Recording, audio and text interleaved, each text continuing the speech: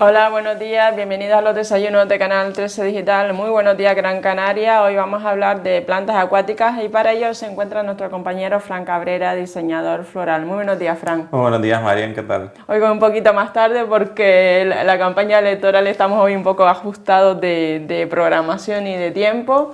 Hemos de pedirnos disculpas por este tema. Bueno, tampoco lo tengamos demasiado en cuenta, hay que reconocer que bueno, que son días de trabajo y que hay que también dar a conocer todas las opiniones de todos los partidos políticos para que la gente por lo menos se decida, ¿no?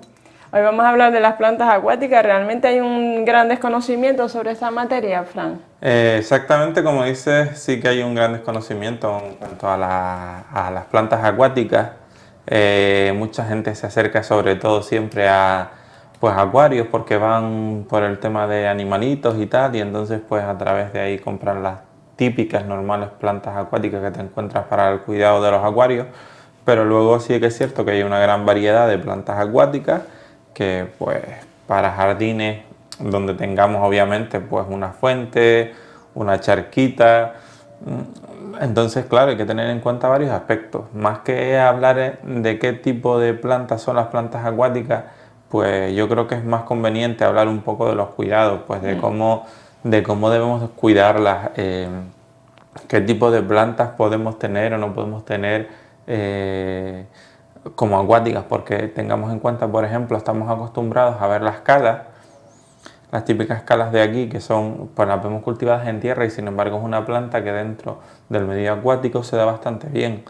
O sea, no sumergidas del todo, pero sí se adaptan bastante bien a un sitio donde hay agua. Igual que las calas, pues están los famosos potos que siempre tenemos por casa y que todos en un momento determinado pues los hemos quitado, le hemos partido un esqueje y lo hemos puesto en agua, porque no sé por qué, pues nos da por meter, tenemos la costumbre esa de que cada vez que se nos parte un gajito de una planta lo metemos en agua y entonces vemos pues que sí, que se adaptan bastante bien. Entonces, claro, dependiendo un poco el tipo de fuente o el tipo de charca que vayamos a tener, pues recomendamos un tipo de plantas u otras. Otro tema importante, ¿qué cuidados ha de tener una planta acuática? Pues mira, los cuidados fundamentales, el abono es importante, pero en el abono vamos a tener que tener en cuenta dos cosas. El primero, que sean abonos específicos para plantas acuáticas, que sí que los hay, y también vamos a tener en cuenta si el sitio donde están las plantas acuáticas hay peces o no. Si hay peces llevarán un tipo de abono y si no hay peces pues llevarán otro tipo de abono. Yo siempre recomiendo que utilicemos los menores fertilizantes posibles, utilicemos abonos naturales. El estiércol es un abono natural pues bastante bueno, ya sea estiércol de caballo, de cabra, de vaca, ¿vale? Un poco. Entonces, es una manera de abonarlos también, ¿vale? Sin necesidad de meterle fitosanitarios. ¿Por qué? Porque tengamos en cuenta que si tenemos una fuente, la tenemos al aire libre, donde puede haber un niño, donde un animal que va a beber agua, etcétera, etcétera, etcétera. Claro, bien es cierto que las plantas acuáticas, muchas de ellas, tienen la perfecta simbiosis y hacen el efecto de depurar parte del agua, pero no hay necesidad de correr ese tipo de riesgo. Bueno, bajo mi punto de vista, yo no, si fuese algo personal mío, yo no asumiría un riesgo de ese tipo. Entonces, yo siempre abogo, pues eso, por los abonos naturales. ¿Y en casa dónde debemos tenerla? ¿Al lado de una ventana? Si las ¿El tema de la luz? si las tenemos en casa, que sean siempre en un sitio con muchísima claridad. Tengamos en cuenta que la gran mayoría de las plantas acuáticas, bueno, la gran mayoría no, todas son de exterior, ¿vale? Con lo cual requieren mucha claridad. Lo que una planta acuática no suele tolerar demasiado bien son las heladas, no todas, en algunos aspectos. Bien es cierto que aquí en Canarias pues el clima es bastante benevolente en ese aspecto, aunque este año hemos tenido un invierno, sobre todo el medianías y cumbres, algo duro, pero suele aguantar bastante bien el clima normalmente de aquí. Entonces aquí no vamos a tener que tener esos grandes cuidados como pudiéramos tener en la península o en el resto de Europa. Entonces, partiendo de la base esa, en casa pues Por ponerte un ejemplo, podemos tener Spathiphyllum, que son plantas que a pesar de que van cultivadas en tierra, se adaptan bastante bien a los medios acuáticos. Podemos tener los anturios, los famosos anturios que todos conocemos, los podemos tener en casa. ¿Una cala? Las calas también, siempre y cuando hay que tener en cuenta una cosa.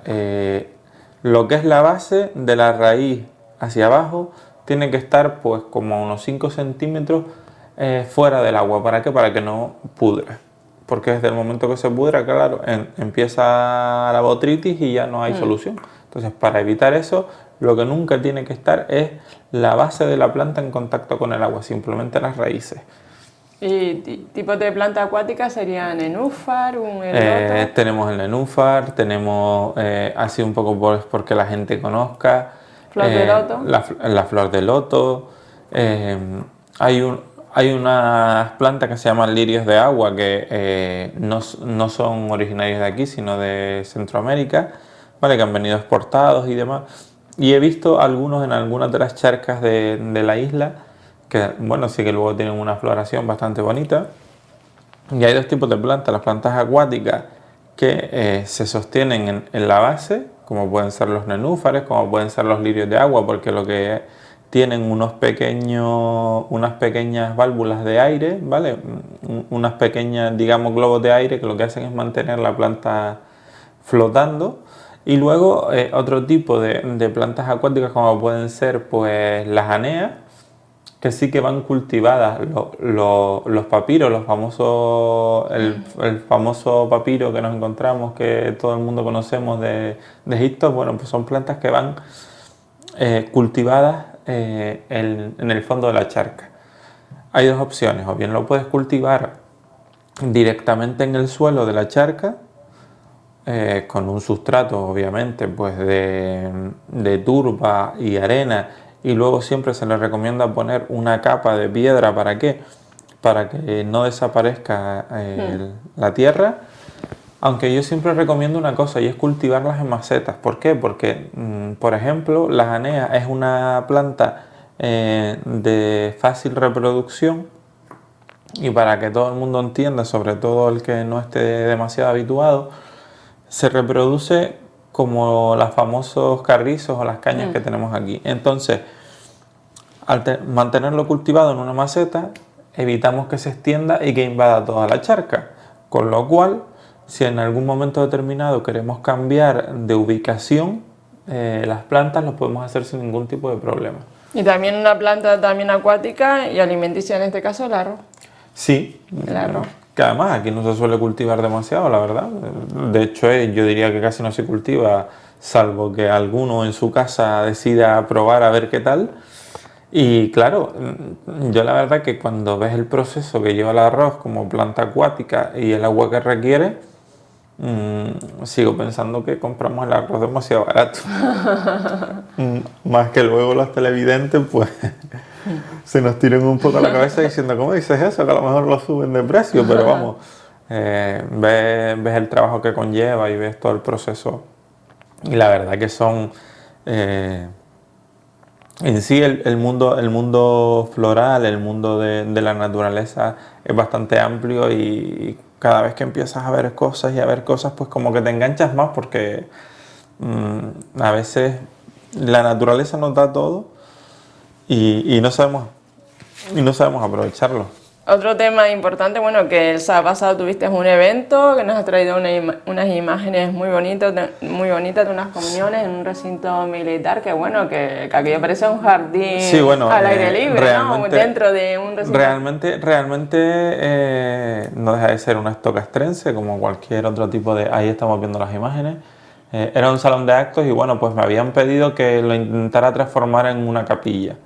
Eran muchos niños, entonces pues se intentó reconstruir pues lo que era un poco así, pues la capilla, todo lo que son las peanas y demás. Es un trabajo de arquitectura efímera, y la verdad que todo ha sido elaborado por mí y por mi equipo. La verdad que a veces contar con personas pues cualificadas a la hora de trabajar y que entiendan un poco más o menos lo que quieres, pues facilita muchísimo el trabajo, muchísimo la labor. Y luego fundamental, pues explicar al cliente lo que le vas a hacer, cómo se lo vas a hacer.